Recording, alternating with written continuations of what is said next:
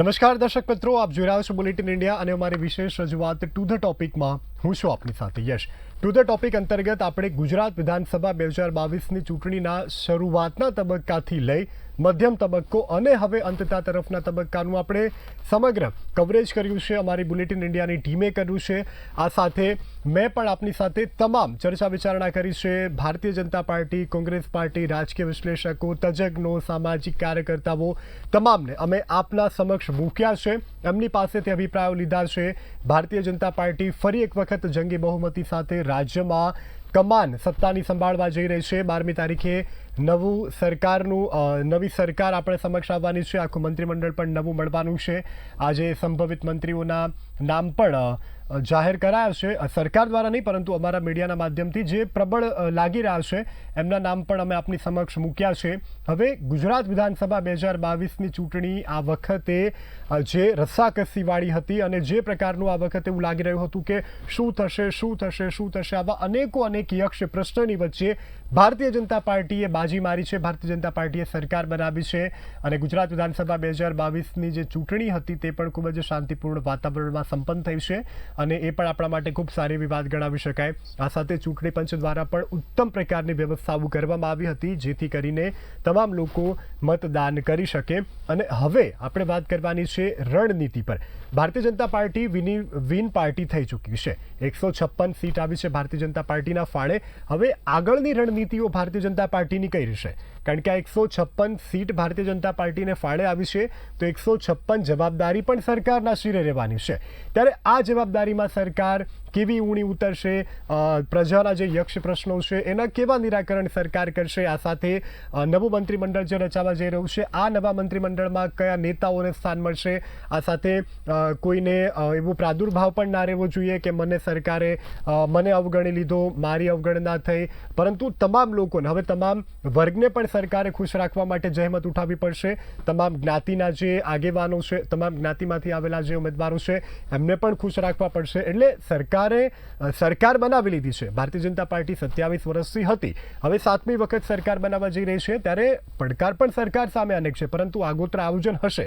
કારણ કે રાજનીતિના ચાણક્ય કહી શકાય એવા અમિત શાહ જેવું પ્રબળ નેતૃત્વ છે, CR પાટીલ છે, વડાપ્રધાન પોતે છે, આ સાથે અનેકો તજજ્ઞો પણ ભારતીય જનતા પાર્ટી પાસે છે. પરંતુ આ બધાની વચ્ચે હવે આગવી રણનીતિ ભારતીય જનતા પાર્ટી કેવી ઘડે છે તે પણ આવનારો સમય બતાવશે અને આપણે પણ આ રણનીતિ અંતર્ગત વધુ ચર્ચાઓ કરવી છે. આપણી સાથે ભાજપ તરફથી દેવેન વર્મા જોડાયા છે, આપણી સાથે કોંગ્રેસ પક્ષ તરફથી દેવેન્દ્રસિંહ જાડેજા જોડાયા છે અને આપણી સાથે સામાજિક કાર્યકર ભરતસિંહ ઝાલા જોડાયા છે. આપ તમામ મહાનુભાવોનું બુલેટિન ઇન્ડિયાના મંચ પર સ્વાગત છે. પ્રથમ દેવેનજી, આપની પાસે આવવા માગું છું. આપ સરકાર 7મી વખત રાજ્યમાં બનાવવા જઈ રહ્યા છો. પ્રથમ હું અને મારી ટીમ આપને અભિનંદન પાઠવીએ છીએ.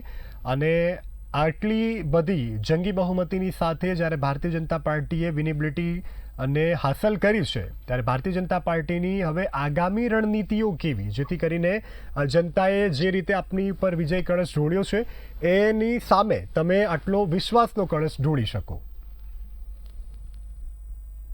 જી યશજી, સૌથી પહેલા તો આપની ચેનલથી અને સમગ્ર દર્શક મિત્રોને કહેવા માંગીશ કે નરેન્દ્ર મોદી સાહેબે કહ્યું હતું કે આ ભાજપ, કોંગ્રેસ કે કોઈ પક્ષની ચૂંટણી નથી, પણ આ સમગ્ર ગુજરાતની જનતાની ચૂંટણી છે. અને આ જીત એ ગુજરાતની નથી, ભારતીય જનતા પાર્ટીની નથી, પણ ગુજરાતની જનતાની જીત છે. ગુજરાતની જનતાએ ગુજરાતના વટને વોટ આપ્યો છે અને ભારતીય જનતા પાર્ટીને પ્રચંડ બહુમતીથી જીત અપાવી છે. તે બદલ સૌ પ્રથમ ગુજરાતની જનતાનો એક ભાજપના કાર્યકર તરીકે હું આભાર પ્રગટ કરું છું.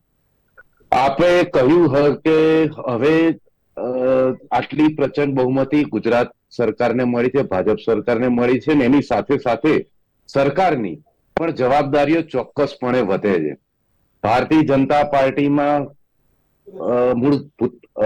અંદર કહેવામાં આવે છે કે સત્તા એ ખાલી રાજકારણ, એ ખાલી સત્તા અમારું લક્ષ્ય નથી, પણ સમાજના દરેક માનવીનો, છેવાડાના માનવીનો સર્વાંગી વિકાસ થાય તે હિસાબની અમે શાસન કરીએ છીએ. ભારતીય જનતા પાર્ટી, આપે કહ્યું કે હવે આપણી નવી રણનીતિઓ શું હશે કે આપણી સરકાર બની ગઈ છે. તો જી. ભારતીય જનતા પાર્ટીએ તેમના સંકલ્પ પત્રમાં કહ્યું હતું કે અમે સર્વાંગી વિકાસ તરફની અમારી રાજનીતિ હશે ને એ પ્રકારનું સુશાસન હશે. ગુજરાતની જનતાએ 27 વર્ષ સુધી તો ભારતીય જનતા પાર્ટીના શાસનમાં જોયું જ છે. પણ હું આપને કહીશ કે જે આયુષ્યમાન કાર્ડ યોજના અંતર્ગત કેટલાય લાખો દર્દીઓને 5 લાખ સુધીની સહાય ગુજરાત સરકાર દ્વારા મળતી હતી, તેને અમે 10 લાખ સુધીની લઈ જઈશું. એ અમારા સંકલ્પ પત્રમાં અમે કહ્યું હતું. કારણ કે આજકાલ મેડિકલ ઇમરજન્સીમાં ક્યારે કેટલો ખર્ચો થાય તે કહેવાતું નથી. આપે કહ્યું કે સર્વાંગી વિકાસ થવો જોઈએ ગુજરાતમાં, તો આપને જાણીને આનંદ થશે કે 40 સીટો હતી એસસી સમાજની ને એસટી સમાજની ભેગા મળીને 40 સીટો હતી. તેમાંથી ગુજરાતની જનતાએ 34 સીટો ઉપર ભારતીય જનતા પાર્ટીને વિજય અપાવીને આદિવાસી વિસ્તારોએ અને એસસી સમાજના લોકોએ ભારતીય જનતા પાર્ટી ઉપર વિશ્વાસ મૂક્યો છે. તેના આધારે ભારતીય જનતા પાર્ટી આદિવાસી વિસ્તારોમાં, આપને જણાવું કે આદિવાસી વિસ્તારોમાં ભગવાન બિરસા મુંડા આદિજાતિ વિકાસ કોરિડોર સ્થાપિત કરવા જઈ રહી છે, જેનાથી આદિવાસી વિસ્તારમાં આદિવાસી ભાઈઓને ફાયદો થાય. આદિવાસી વિસ્તારમાં ભારતીય જનતા પાર્ટીની સરકાર 8 નવી જીઆઈડીસી પ્રસ્થાપિત કરવા જઈ રહી છે, જેના લીધે આદિવાસી ભાઈઓ બહેનોને રોજગારની તક મળે. તેની સાથે સાથે આદિવાસી વિસ્તારમાં 8 નર્સિંગ તથા 10 પેરામેડિકલ કોલેજની પણ સ્થાપના આપણે કરવા જઈ રહ્યા છીએ. આપે કહ્યું કે દરેક લોકોનો વિકાસ થવો જોઈએ. આપણે પ્રધાનમંત્રી આવાસ યોજના અંતર્ગત કેટલાય ઘર વિહાણા લોકોને આપણે ઘર પાકી છત વાળું ઘર આપી ચૂક્યા છે. પણ તેને 100% સુધી પહોંચે, આવનારા વર્ષોમાં 100% કોઈ પણ ગુજરાતમાં ઘર વિહોણા ના રહે, તે પ્રકારની કામગીરી ભારતીય જનતા પાર્ટી સરકારની રહેશે. આપને ખબર હશે યશજી કે કેટલી પણ યોજનાઓ ચાલે છે જે લોકોને પહોંચે, વિકાસલક્ષી યોજનાઓ સરકાર દ્વારા. તો આપણે ભારતીય જનતા પાર્ટીની સરકારે એ વિચાર્યું કે અલગ અલગ યોજનાઓ અલગ અલગ નામે હોય છે. એક આપણે આવનારા દિવસોમાં એક ફેમિલી કાર્ડ બનાવવા જઈ રહ્યા છે. આપણે સંકલ્પ પત્રમાં લખ્યું છે કે એક ફેમિલી કાર્ડ અંતર્ગત સરકારની વિવિધ યોજનાઓ હોય, જે વિકાસલક્ષી યોજના હોય, તે દરેક પ્રકારની યોજના, એ ફેમિલી કાર્ડ અંતર્ગત કુટુંબના દરેક સભ્યો યોજનાઓનો લાભ લઈ શકે, તે બદલ આપણે જઈ રહ્યા છીએ. આની સાથે સાથે શ્રમિકોની વાત કરીએ કે જે શ્રમિકો છે કે જેમને અમુક વાર તકલીફ પડે છે અને યોજનાઓનો લાભ નથી મળતા, એ શ્રમિકો માટે ભારતીય જનતા પાર્ટી એક શ્રમિક કાર્ડ ને હિસાબે એમને 2 લાખ સુધીની કોઈ પણ કોલેટરલ લોન એમને મળશે, જેનાથી તે તેમના રોજગાર વ્યવસાય જે પણ કરતા હોય તેમાં આગળ વધી શકે છે. તો આવનારા દિવસોમાં ગુજરાતની જનતાએ જે મોટી જવાબદારી ભારતીય જનતા પાર્ટીના શિરે આટલા પ્રચંડ બહુમતથી ને આટલા બધા પ્રેમથી મૂકી છે, તેને અમે અમારા સર પર રાખીને આવનારા દિવસોમાં આપણે કહ્યું તેમ સર્વાંગી વિકાસ તરફ ભારતીય જનતા પાર્ટીની સરકાર કામ કરવા પ્રયાસ કરશે અને જશે. બિલકુલ જી. દેવેન્દ્રસિંહ, આપની પાસે આવવા માંગુ છું. હવે કોંગ્રેસની આગામી 5 વર્ષમાં કામ કરવાની પદ્ધતિ કેવી રહેશે? કારણ કે ભારતીય જનતા પાર્ટીની સરકાર બની છે, 156 સીટ ભારતીય જનતા પાર્ટીના ફાળે આપી છે, પ્રજાએ એમને આપી છે, બરાબર? ત્યારે એક મજબૂત વિપક્ષ તરીકે પણ તમારી કેવી કામગીરી રહેશે? 100% યશભાઈ, અમારે જે કોંગ્રેસ પાર્ટીએ અને જે જનતાએ ચુકાદો આપ્યો છે, ચુકાદાને શિરોમાન્ય ગણીએ છીએ. અને આ એક પ્રકારે જે રિઝલ્ટો આવ્યા છે એ ચોક્કસ આશ્ચર્યજનક આવ્યા છે. અમારા માટે પણ, ગુજરાત માટે અને સમગ્ર દેશ માટે આ એક આશ્ચર્યજનક પરિણામો છે. કેમ કે આ પરિણામો જોતા એવું લાગે છે કે ગુજરાતની જનતા સાચી કે ઈવીએમ સાચા. કેમ કે ગુજરાતની જનતાને ભારોભાર નારાજગી હતી. વિરોધ નથી નોંધાવ્યો આ બાબત માટે, અત્યાર સુધી કોઈ વિરોધ નથી નોંધાવ્યો. દેવેન્દ્રજી, અમારા જીતેલા ઉમેદવારોએ, યશજી હું આપને જણાવી દઉં કે અમારા જીતેલા ઉમેદવારોમાં શૈલેષભાઈ પરમાર હોય કે અમારા ભરતસિંહભાઈ સોલંકી હોય, બધાએ આ બાબતની અંદર વિરોધ નોંધાવ્યો છે કે ગુજરાતની જનતા કે જે ભારોભાર નારાજગી હતી સરકાર વિરોધી, બેરોજગારી હોય, બેકારી હોય, મોંઘવારી હોય, તમામ મોરચે સરકાર નિષ્ફળ નીવડી હતી, કોરોના હોય, તમામ બાબતોની અંદર સરકાર વિરોધી માહોલ હતો અને તેના કારણે જ કદાચ આપણે મતદાનની અંદર ઓછી ટકાવારીમાં મતદાન થયું છે એ પણ આપણે જોઈ શકીએ છીએ. અને જે લોકોએ મતદાન કર્યું છે એ લોકોએ પણ આ 27 વર્ષના કુશાસનને નાથવા માટે થઈ અને ભાજપની સરકારને કાઢવા માટેથી મતદાન કર્યું છે. છતાંય જો આ રીતનું પરિણામ આવ્યું હોય તો એ ચોક્કસ વિશ્લેષણ માંગી લે એવું આ પરિણામ છે. અને જો ગુજરાતની જનતાનો આ ચુકાદો હોય તો એ અમને શિરોમાન્ય છે, પરંતુ ગુજરાતની જનતામાં જે નારાજગી હતી એ જોતા એવું લાગે કે ગુજરાતની જનતા સાચી કે ઈવીએમ સાચા, એ પણ એક પ્રશ્ન ઉભો થાય છે. અને આવનારા દિવસોની અંદર અમે ક્યારે પણ સત્તા માટે થઈ અને રાજકારણ કર્યું નથી. અમે ભૂતકાળની અંદર બહુ લાંબા સમય સુધી સરકારમાં હતા. અત્યારે ગુજરાતની અંદર 27 વર્ષથી સરકારમાં નથી, તેમ છતાં પણ યોગ્ય રીતે જ્યાં જ્યાં પણ સરકારની એવી વિરોધી પ્રજા વિરોધી નીતિઓ હોય છે એનો અમે ચોક્કસપણે વિરોધ કરતા હોઈએ છીએ. તાપી રિવર લિંક યોજના હતી એનો પણ અમે મજબૂતાઈથી વિરોધ કર્યો હતો. તેમ છતાં પણ જો એ વિસ્તારોની અંદર ભારતીય જનતા પાર્ટીને જે રીતે બહુમતી મળી છે જોતા તો ઈવીએમ ઉપર સવાલ ચોક્કસ બને છે. યશજી, બિલકુલ જી. ભરતસિંહ, આપની પાસે આવવા માંગુ છું. હવે ભારતીય જનતા પાર્ટીએ 156 સીટ પોતાને ફાળે આવી છે, બરાબર, જનતા જનાર્દને આપી છે. હવે ભાજપની કામગીરી અને જવાબદારી કેવી રહેવી જોઈએ આગામી સમયમાં સમાજ માટે? આજે 2022 વિધાનસભાની ચૂંટણીમાં જે લોકો ચૂંટણી આવ્યા છે એ લોકોને ખૂબ ખૂબ અભિનંદન. સાથે સાથે ગુજરાતની અંદર કોંગ્રેસ આપ અને ચૂંટણી જે શાંતિથી જે પતી ગયા એ બદલ પણ સૌને અભિનંદન. હવે ખાસ જે મુદ્દો જે કહેવાની વાત છે એ ખાસ માત્ર ને માત્ર ભારતીય જનતા પાર્ટીને કહેવાની વાત નથી.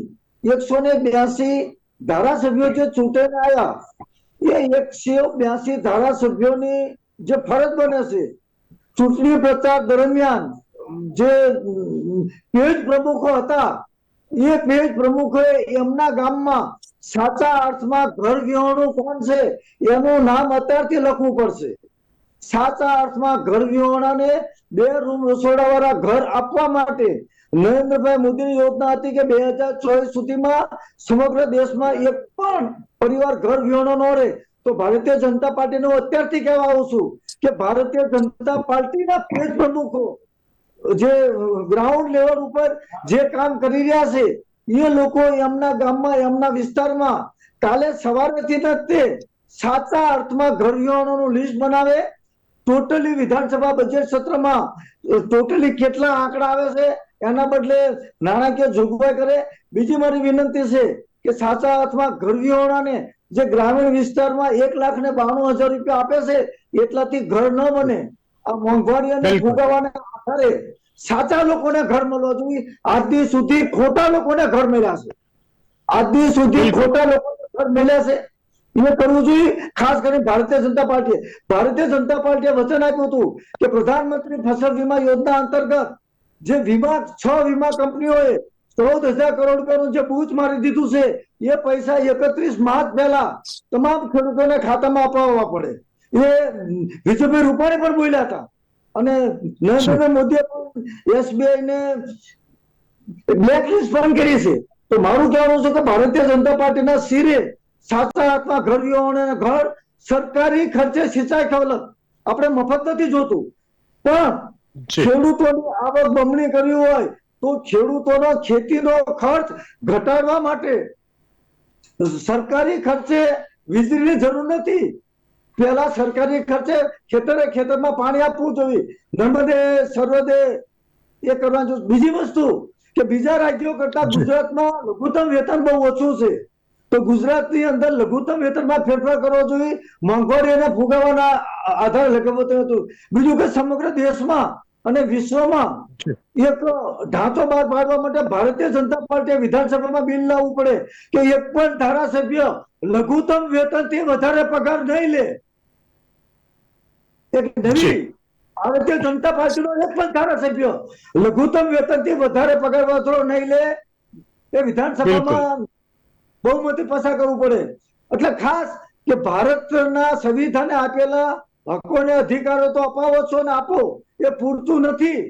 સાચા અર્થમાં જે અંત્યોદય આપણે કરી રહ્યા છીએ, તો સાચા અર્થમાં અંત્યોદય કે જેને રહેવા નથી, જેને ગામમાં નથી બિલકુલ જી, ભરતજી. ખેતર, એવા લોકોના માટે નૈતિક મૂલ્યો સાથે નાણાકીય બજેટમાં ફાળવણી કરી અને જે જે જે જે પેજ પ્રમુખો છે એમને આજથી કામે લગાવી દો, પણ એમને કહેજો કે લિસ્ટ એવા માણસોનું બનાવે કે જેના ઘર ન હોય ને.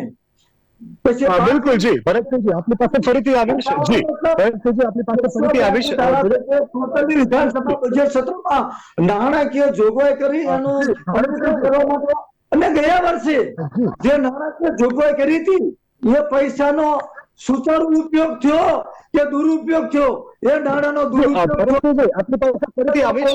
જી, કરી અને આગળ આવવાની જરૂર છે. બિલકુલ જી, ભરતસિંહજી આપની પાસે ફરીથી આવીશ. દેવેનભાઈ આપની પાસે આવીશું. હવે ભારતીય જનતા પાર્ટીએ આ વખતે જૂના બધા રેકોર્ડ તોડી અને સરકાર બનાવી છે. હવે નવા મંત્રીમંડળની રચના પણ, એટલે નવી સરકાર પણ ફરીથી બની જશે. હવે સર્વાંગી વિકાસ રાજ્યનો થાય એના માટે સંકલ્પ પત્ર પ્રમાણે આગામી દિવસોમાં સરકાર ચાલશે, એ ખરી? જી ચોક્કસપણે યશજી, આપણને એ વાત જ હું કહીશ કે ગુજરાતની જનતાએ જે પ્રેમ ભારતીય જનતા પાર્ટીને બતાવ્યો છે તે એ સૂચક રૂપ છે કે ભારતીય જનતા પાર્ટી એક એવી પાર્ટી છે કે જે કહે છે તે કરીને બતાવે છે.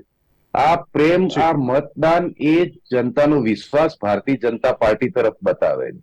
એટલે કે આ એ જ પાર્ટી છે કે જેણે 370ની કલમની વાત કરી હોય હટાવવાની, તો એ હટાઈને રહી છે. આ એ જ પાર્ટી છે જેણે અયોધ્યામાં રામ મંદિર બનાવવાની વાત કરી હોય તો એ પૂરું કરીને બતાવી છે. એટલે આપ જાણો કે ગુજરાત રાજ્યમાં ભારતીય જનતા પાર્ટીના શાસનમાં ગુજરાત સૌથી મોખરે છે. સૌથી વિદેશી હુંડિયામણ જે આવતું હોય કોઈ પણ રાજ્યમાં આખા ભારત દેશમાં, તો તેમાં સૌથી વધારે ફાળો ગુજરાતનો છે. ગુજરાતનું એક્સપોર્ટ આજે વધ્યું છે. ભારત દેશ 11મા નંબરથી 5મા નંબરની ઇકોનોમી થાય તેની પાછળ કોઈ સી ફાળો કોઈ સ્ટેટનો હોય તો એ ગુજરાતનો છે. એટલે સાહેબે વાત કરી કે સર્વાંગી વિકાસ ચારો તરફ થવો જોઈએ, એટલે ભારતીય જનતા પાર્ટીએ એ રીતનું વિચાર્યું છે. જેમ ભારત દેશમાં ગોલ્ડન ક્વાડ્રિલેટરલનો વિચાર અટલ બિહારી વાજપેયીજીએ રાખ્યો હતો, તેવી રીતે આ વખતે ગુજરાતમાં આપણે 3000 કિલોમીટર લાંબો પરિક્રમા પથ બનાવવા જઈ રહ્યા છે, જે દાહોદથી લઈને પોરબંદર અને પાલનપુર થી વલસાડ એ જોડે. એટલે આપણે જોઈએ છે કે લોજિસ્ટિક્સ માટે અને ઉદ્યોગો સ્થાપવા માટે રોડ પરિવહન એક ખૂબ જ મોટી વાત હોય છે. એટલે ભારતીય જનતા પાર્ટી આ રીતે પરિક્રમા પથ નિર્માણ કરવા જઈ છે.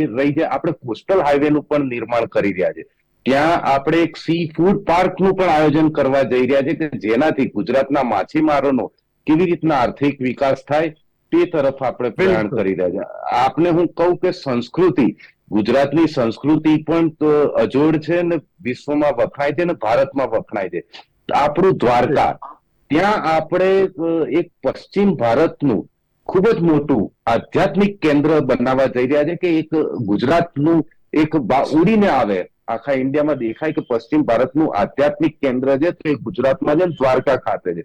એટલે આપણે ઘણા એવા વિકાસના કામ કરવા જઈ રહ્યા છે. ગુજરાતને $1 ટ્રિલિયન અર્થતંત્ર બનાવવા માટે અને સર્વિસ સેક્ટર અને ન્યૂ એજ ઇન્ડસ્ટ્રી જેમ કે એવિએશનની વાત કરી, ગુજરાતમાં જતા દિવસે એરબસ અને ઇન્ડિયન એરફોર્સના કોલોબરેશનથી આપણે ગુજરાતમાં વિમાનોનું પ્રોડક્શન કરીશું. આપણે પહેલા પણ કહ્યું હતું કે સેમી કન્ડક્ટર ઇન્ડસ્ટ્રી જે ગુજરાતમાં, ગુજરાત તો છોડો ભારતમાં પણ જેનું પ્રોડક્શન નતું થતું, તે ઇન્ડસ્ટ્રી આપણે આવનારા દિવસોમાં ગુજરાતમાં સ્થાપવા જઈ રહ્યા છે. સાહેબે વાત કરી તેમ આની સાથે હું એ પણ કહીશ કે સંકલ્પ પત્રમાં ભારતીય જનતા પાર્ટીએ કહ્યું હતું કે મહિલાઓનો પણ એક ખૂબ મોટો ફાળો હોય છે રાજ્યના વિકાસમાં. અમે એમ કહ્યું છે કે કેજી થી પીજી સુધીની તમામ દીકરીઓને નિઃશુલ્ક ગુણવત્તાયુક્ત શિક્ષણ પ્રદાન કરવામાં આવશે તથા મહિલા સિનિયર સિટીઝનો હશે તેમને નિઃશુલ્ક બસ મુસાફરી પણ અમારા દ્વારા ભારતીય જનતા પાર્ટીની સરકાર દ્વારા કરવામાં આવશે. મતલબ આવનારા 5 વર્ષોમાં મહિલાઓ માટે 1 લાખથી વધુ પણ સરકારી નોકરીઓનું અમે નિર્માણ કરવા જઈ રહ્યા છે. અને બીજું તો તમને કહ્યું જ કે સુરક્ષામાં તો ગુજરાત નંબર 1 છે જ ને. આવનારા દિવસોમાં યુનિફોર્મ સિવિલ કોડની પણ આપણે સ્થાપના કરવા જઈ રહ્યા છીએ. બિલકુલ જી દેવેનજી, પરંતુ જે પકડાય ને ગુનેગાર એને છોડતા નહીં, આટલી રિક્વેસ્ટ. ના ગુજરાત સરકારને હર્ષભાઈ સંઘવી આપણા ગૃહમંત્રીના ટાઈમમાં જોયું છે કે ત્વરિત આપણે ગુનેગારોને પકડ્યા છે. ઘણા રેકોર્ડ બ્રેક ટાઈમમાં પણ પછી છૂટે ના એવી ઓલો ડાયલોગ મારી દો દેવેનજી, કોઈ ચમરબંધીને છોડવામાં નહીં આવે, કહી દો એકવાર. કોઈ ચમરબંધીને ગુજરાતની ભારતીય જનતા પાર્ટીની સરકારમાં છોડવામાં નહીં આવે. અમારી એટલી જોડીને વિનંતી છે તમને, પહેલા પકડજો પછી છોડવાની વાત કરજો. જી બિલકુલ નહીં, સરકાર કોઈ પણ હોય, પ્રજા, સામાન્ય પ્રજાને આ જોઈએ છે, આરોપી પકડાય પછી એને છોડવાનું નહીં. બિલકુલ ચલો, એટલી બે હાથ જોડે વિનંતી કરી છે તમને. આ ગુજરાત જ છે જેમાં અડધી રાત્રે મહિલાઓ આપણી ફ્રીલી ફરે છે. ગુજરાત કેવું રાજ્ય છે જ્યાં શાંતિ સલામતી છે. ભારતીય જનતા પાર્ટીના એમાં કોઈ સંશય નથી, બરાબર. સુરક્ષાની દ્રષ્ટિએ યશજી આપને ખબર છે કે પહેલાના યશજી આપને ખબર છે કે પહેલાના ગુજરાતમાં 365 દિવસોમાંથી 150 દિવસ કર્ફ્યુ રહેતું હતું. આજે આપણે કર્ફ્યુ શું છે એ નવી પેઢીને ખબર જ નથી. બિલકુલ, એટલે એમાં કોઈ સંશય નથી, બરાબર. સુરક્ષાની દ્રષ્ટિએ ખૂબ સુરક્ષા અત્યારે સારી છે, એમાં સંશય નથી, પણ જે પકડે ને એને નહીં છોડતા. બસ ચલો દેવેન્દ્રજી, આપની પાસે માંગુ છું. હવે વજુભાઈ વાળાએ એવું નિવેદન આપ્યું છે કે ગાંધીજીના સૂચન મુજબ કોંગ્રેસનું વિસર્જન કરી દેવું જોઈએ. તો તેના વિશે આપનું શું કહેવું છે? કારણ કે આજે વજુભાઈ વાળાએ નિવેદન આપ્યું છે કે હવે કોંગ્રેસનું વિસર્જન કરી દેવું જોઈએ. એ સમયે જે વિખવાદ હતા, મતલબ મતભેદો જે હતા, અને એ મતભેદો આગળ વધી અને મનભેદ ન થઈ જાય એના માટે થઈ અને ગાંધીજી આ વાત કરેલી હતી. પરંતુ એ વાત ખાલી ગાંધીજીએ જે કરી હતી મતભેદોને દૂર કરવા માટે થઈને કરી હતી, પરંતુ આ જે ભારતીય જનતા પાર્ટીના આગેવાનો અને જે વડીલ કહી શકાય એ રાજ્યપાલ રહી ચુક્યા છે, એમને એટલી ખબર હોવી જોઈએ કે એને કયા સંદર્ભમાં કહેલું હતું. કોંગ્રેસને મુક્ત ભારત કરવાનું સપનું જે રીતે અંગ્રેજો સેવી રહ્યા હતા, એ જ રીતે અત્યારના સમયમાં ભારતીય જનતા પાર્ટી અને એમના મુખિયાઓ સેવી રહ્યા છે કે ભારતને કોંગ્રેસ મુક્ત કરવું છે. કોંગ્રેસ મુક્ત ભારત કરવાના બદલે એ લોકો અત્યારે ભાજપ આખું કોંગ્રેસ યુક્ત થઈ રહ્યું છે. તો જો કોંગ્રેસના આગેવાનો આટલા જ ખરાબ હોય તો તમારે કોંગ્રેસના આગેવાનો શું કામ લઈ જવા પડે છે? ધારાસભ્યોને શું કામ લઈ જવા પડે છે? લઈ જાવ છો પછી પણ એમને શું કામ તમારે ટિકિટ આપવી પડે છે? ટિકિટ આપી અને એ લોકો ધારાસભ્ય બને તો શું તમારી પાસે એવા કોઈ આવડત વાળા ધારાસભ્યો નથી કે કોંગ્રેસમાંથી ઉછીના લઈ ગયેલા જે ધારાસભ્યો છે એને મંત્રીઓ બનાવવા પડે છે? એટલે આ પોતે એક પોતાનો રાજકીય સ્ટન્ટ કરી અને સ્ટન્ટબાજીના નિવેદનો આપી રહ્યા છે અને પ્રજામાં જે રીતે છવાયેલા રહેવા માટે થઈ અને અમુક તો ભારતીય જનતા પાર્ટીના નેતાઓ ફેમસ છે કે એલફેલ નિવેદનો આપતા હોય છે અને જોયા જાયના વગર વાત કરી રહ્યા હોય છે. કદાચ આ વાત કરતા પહેલા એમને એમના માળખામાં અને એમના ઉમેદવારોના લિસ્ટ ઉપર એક નજર કરવી જોઈતી હતી. બિલકુલ. હવે ભરતસિંહજી, આપની પાસે માંગુ છું. એક ચૂંટણી પહેલા એવી સામાન્ય ચર્ચા હતી લોકોમાં કે આજે પક્ષપલટુ નેતાઓ છે, અસંતોષી નેતાઓ છે, એ ભાજપની બાજી કદાચ બગાડી શકે, એવી વાત લોકોના મુખે થઈ રહી હતી. વિશ્લેષકો પણ કહેતા હતા કે કદાચ એ લોકો ભાજપની બાજી બગાડી શકે, પરંતુ આ તો બાજી બગડીને એટલી હદે સુધરી કે 156 સુધી આવી પહોંચી. ભરતસિંહ, ખૂબ જ સાચી વાત કરી કે ગુજરાતની અંદર કે સમગ્ર દેશની અંદર 2002 ની અંદર સૌ પ્રથમ વાર જ્યારે નરેન્દ્રભાઈ મોદી મુખ્યમંત્રી બન્યા અને કેશુભાઈને હટાયા, કેશુભાઈને હટાયા બાદ કેટલાય વિપક્ષ, કેટલાય ભારતીય જનતા પાર્ટી વાળા કેશુભાઈની સાથે જોડાઈ ગયા હતા.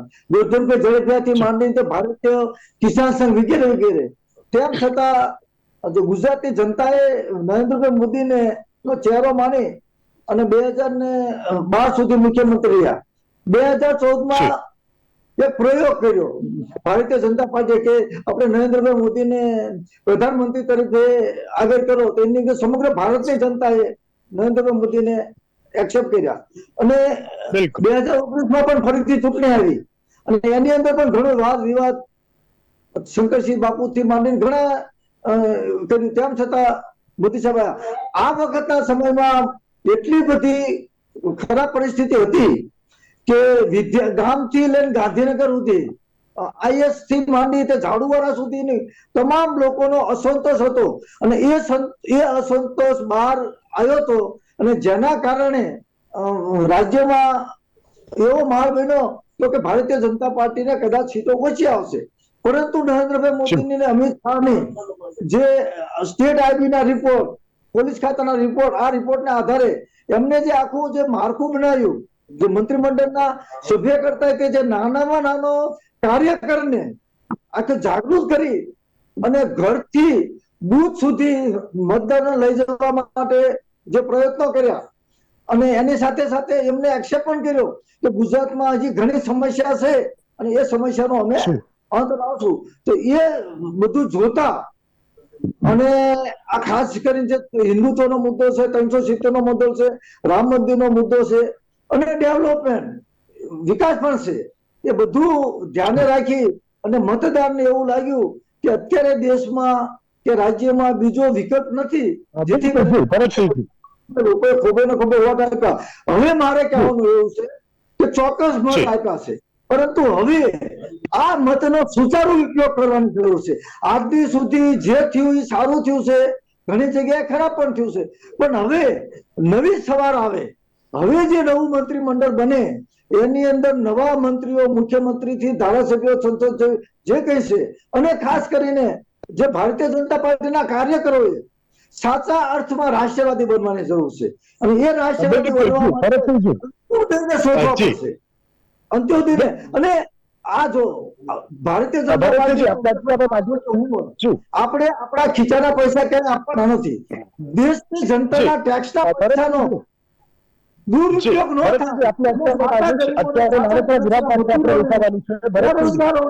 અને જે સમસ્યા છે એ તો ભારતીય જનતા પાર્ટીને ખબર જ છે, તો એ સમસ્યાનું નિરાકરણ લાવે એ જ અમારી આશા અને અપેક્ષા છે. અને અમે નવું મંત્રીમંડળ બને એટલે અમે રજૂઆત કરે અને ન્યાયના હિતમાં સરકાર અમને સાથ આપે એ અમારી આશા છે. બિલકુલ જી, ભરતસિંહજી, દેવેન્દ્રજી અને દેવેનજી, આપ મારી સાથે જોડાયેલા રહેજો. અત્યારે નાનકડા વિરામનો સમય છે. વિરામ બાદ આપણે આ વિષય અંતર્ગત વધુ ચર્ચાઓ કરીશું. વિરામ બાદ આપનું પુનઃ સ્વાગત છે. વિરામ પહેલા આપણે જે રીતે ચર્ચા કરી રહ્યા છે, આપણી સાથે પક્ષ, વિપક્ષ, સામાજિક કાર્યકર, તમામ લોકો આપણી સાથે ચર્ચામાં જોડાયેલા છે. આ બધાની વચ્ચે કોમન એક વસ્તુ આંખે વળગીને આવે એ છે કે સરકાર બની ગઈ છે, પરંતુ હવે જે પ્રજાના કાર્યો છે એ સંતોષ રીતે પૂરા થાય, સંતોષકારક રીતે નીવડી જાય, એ પણ તમામ લોકો સરકારની પાસે એક આશા, અભિલાષા રાખી રહ્યા છે, અને સરકાર પૂરા કરે એવી પણ આપણે તમામ લોકો આ કાર્યક્રમ થકી માંગ પણ કરી રહ્યા છે. હવે આપણે ફરીથી ચર્ચાઓ કરવી છે. આપણી સાથે કેસ પેનલમાં તમામ પેનલિસ્ટ પણ જોડાઈ ગયા છે. તો પ્રથમ દેવેનજી, આપની પાસે આવવા માંગુ છું. હવે જંગી બહુમતી સાથે સરકાર બનવા જઈ રહી છે, બરાબર? હવે પ્રથમ એવા કયા કયા યક્ષ પ્રશ્નો છે કે જેની પહેલી પસંદગી, જેને પહેલી પ્રાયોરિટી આપી અને સરકાર એ ક્ષેત્રમાં કામ કરવા માટે લાગી જશે? જી યશભાઈ, ગુજરાતની જનતાએ વિકાસને મત આપ્યો છે, અને આપને મેં કહ્યું તેમ જ સત્તા એ ફક્ત માધ્યમ છે, બટ અમારું ભારતીય જનતા પાર્ટીનું અંતિમ લક્ષ્ય નથી. એટલે મેં આપને પહેલા પણ કહ્યું તેમ ભારતીય જનતા પાર્ટી દ્વારા સર્વાંગી વિકાસ કેવી રીતે થાય, ગુજરાત દેશનું સૌ પ્રથમ ગ્રોથ એન્જિન બને, અને કઈ રીતે ગુજરાતની ઇકોનોમીને આપણે આગળ લઈ જઈએ, ને જેના લીધે ગુજરાત થકી ભારતનો વિશ્વમાં ડંકો વાગે અને ભારત વિશ્વ ગુરુ તરીકે પ્રસ્થાપિત થાય, તે પ્રકારના કાર્યો ભારતીય જનતા પાર્ટી દ્વારા કરવામાં આવશે.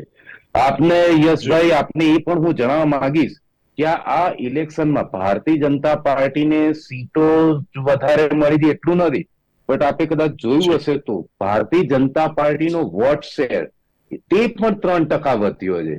એટલે જે આપણે મતદાન જોતા હતા ને વોટ શેર પણ ભારતીય જનતા પાર્ટીનો વધ્યો છે, તે બતાવે છે કે ગુજરાતની જનતાએ ફરીવાર આ ભરોસાની ભાજપ સરકાર ઉપર ભરોસો મૂક્યો છે.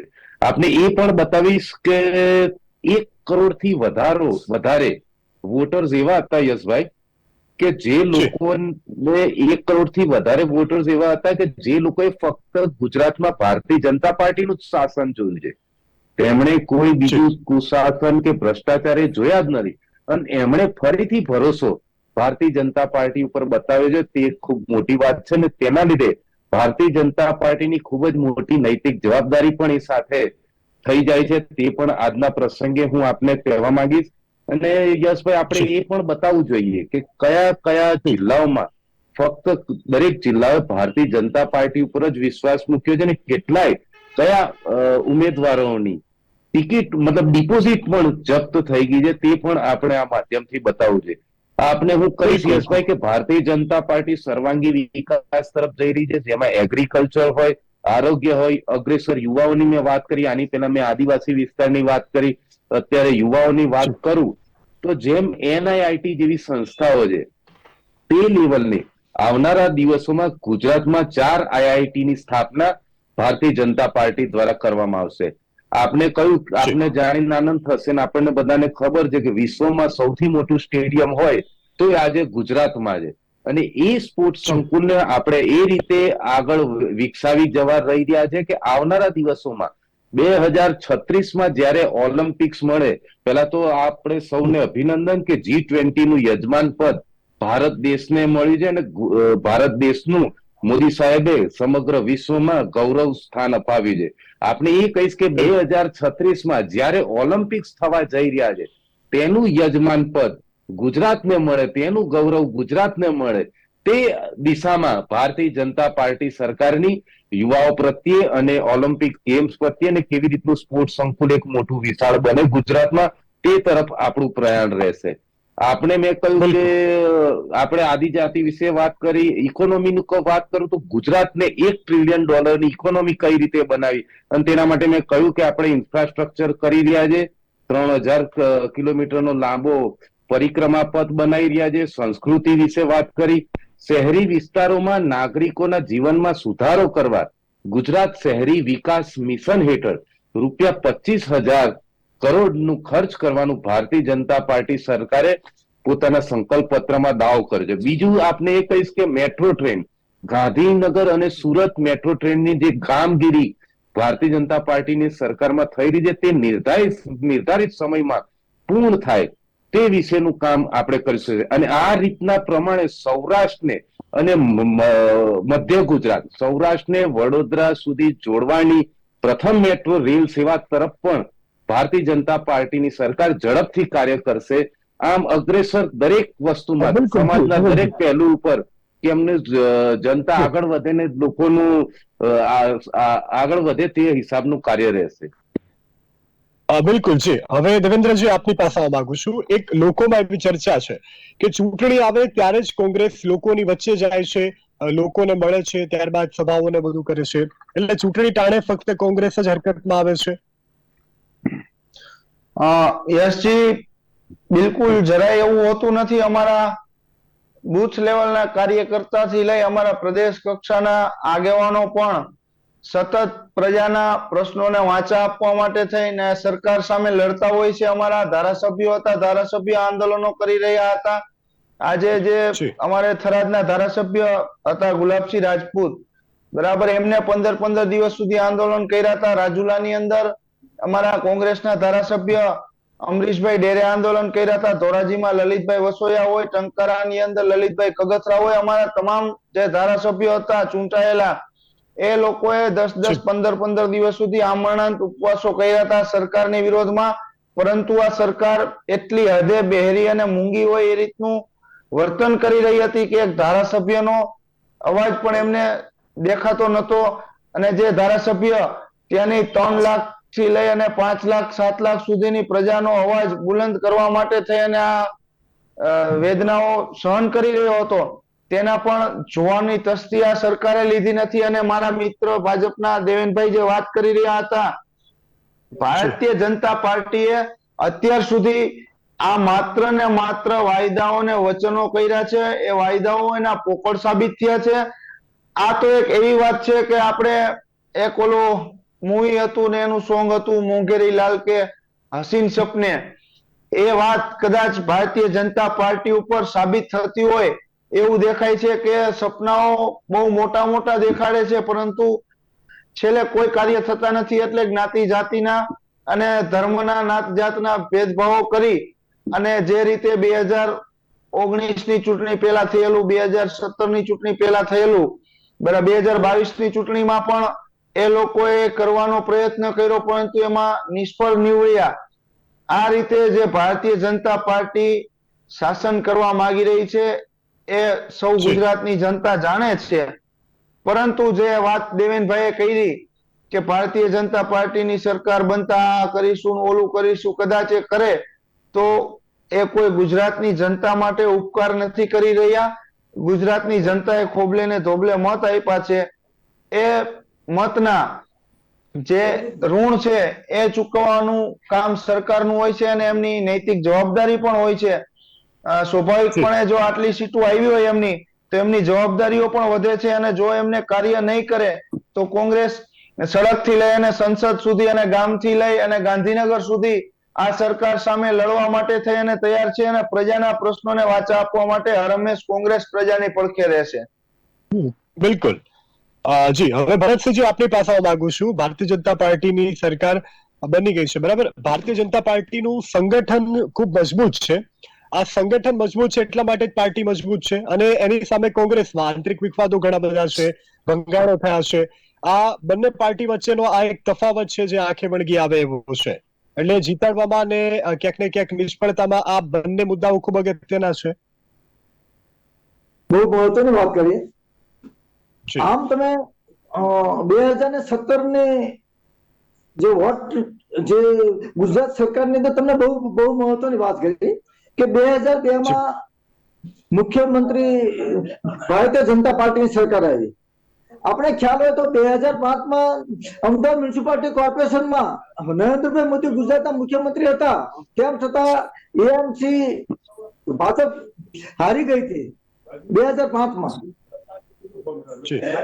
ત્યાર પછી 2007માં અને 2012નો પારો જો 2017માં, તો 2017ની અંદર લગભગ કોંગ્રેસ જીતના હારે હતી. જેમ જીતના હારે હતી અને એમાંથી વાત વિવાદ છે 6-7 કોંગ્રેસ વાળા ભારતીય જનતા પાર્ટીમાં થઈ ગયા અને ભારતીય જનતા પાર્ટી જે કોંગ્રેસ મય થઈ ગઈ.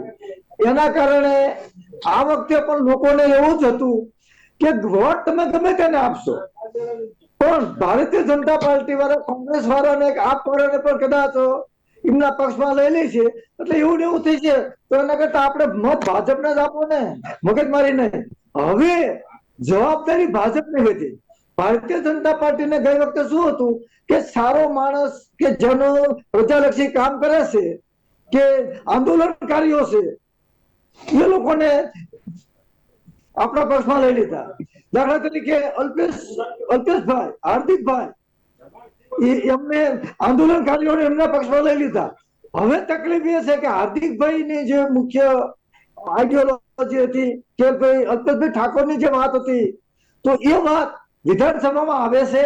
એ વાતનું અમલીકરણ માટે શું કોઈ નાણાકીય જોગવાઈ થાય છે અને સાચા અર્થમાં વ્યવસ્થામાં કોઈ બદલાવ આવે છે. આ દેશના અને રાજ્યના જનતાના ટેક્સના પૈસાનો શું સુચારુ ઉપયોગ થાય છે એ આ વિધાનસભાના બજેટ સત્રમાં અને બજેટ સત્ર બાદ એનું અમલીકરણ કેવું થાય છે એ આપણને ઓટોમેટિક લગભગ 6 મહિના સુધીમાં આપણને ખ્યાલ આવી જાય છે. બિલકુલ જી. આપની પાસે આવવા માંગુ છું દેવેનજી, 30 સેકન્ડની આપની પ્રતિક્રિયા. હવે સામાન્ય નાગરિક તરીકે નિષ્પક્ષ રીતે આપ જવાબ આપો. આગામી 5 વર્ષમાં કેવી સરકાર લોકો ઝંખી રહ્યા છે અને સરકાર એ રીતે પોતાનું કઈ રીતનું પરફોર્મન્સ લોકો સમક્ષ મૂકવા જઈ રહી છે? જી યશભાઈ, મેં તમામ મુદ્દા જે અમારા સંકલ્પ પત્રમાં હતા તે મોસ્ટલી આવરી લીધા છે. જે પછી એગ્રીકલ્ચર રિલેટેડ હોય, ઇકોનોમી રિલેટેડ હોય, સાંસ્કૃતિક હોય, મહિલાઓ હોય, આદિવાસી સમાજ પાસે હોય, એસટી સમાજ માટેના હોય, તે સર્વાંગી વિકાસ તરફ ભારતીય જનતા પાર્ટી જઈ રહી છે. યશભાઈ, આપણને આજનું રિઝલ્ટ જ એ બતાવે છે કે છેલ્લા 27 વર્ષના શાસનમાં ગુજરાત ક્યાં હતું, આજે ગુજરાત ક્યાં છે. ગુજરાત હંમેશા વિકાસને ઝંખે છે અને વિકાસ ગુજરાતી હંમેશા વિકાસ પાછળ પડેલો છે કે ગુજરાતી આપણને દુનિયાના દરેક ક્ષેત્રમાં દરેક ખૂણે ખૂણે પણ જોવા મળે છે. એટલે યશભાઈ હું એ જ કહીશ કે જેમ દેવેન્દ્રસિંહ ભાઈએ કહ્યું કે જવાબદારી વધી છે, ચોક્કસપણે ભારતીય જનતા પાર્ટીની જવાબદારી વધી છે. અને જે 27 વર્ષના શાસનમાં અમે જે પણ કાર્યો કર્યા એમાં ક્યાંક પણ ત્રુટિ રહી ગઈ હોય તેવી જરા પણ ત્રુટિ ના રહે. અને આનાથી પણ આગળ વધારે ગુજરાત તો વિકસિત છે, હજુ વધારે સુવિકસિત થાય, હજુ પણ આનાથી આગળ વધે અને મોખરે રહી દેશના સર્વાંગી વિકાસમાં, તે પ્રકારના કાર્યો ભારતીય જનતા પાર્ટીની આવનારી સરકાર દ્વારા કરવામાં આવશે. બિલકુલ જી દેવેન્દ્રજી આપની પાસે આવવા માંગુ છું. જી દેવેન્દ્રજી આપની પાસે આવવા માંગુ છું. 30 સેકન્ડ રહેશે આપની સમય મર્યાદા. હવે કોંગ્રેસની આગામી રણનીતિઓ કેવી રહેશે? કોંગ્રેસની રણનીતિ દરેક વર્ગ માટે સમાન રહી છે. સર્વધર્મ સમભાવની નીતિ કોંગ્રેસ દ્વારા કાયમના માટે રાખવામાં આવી છે.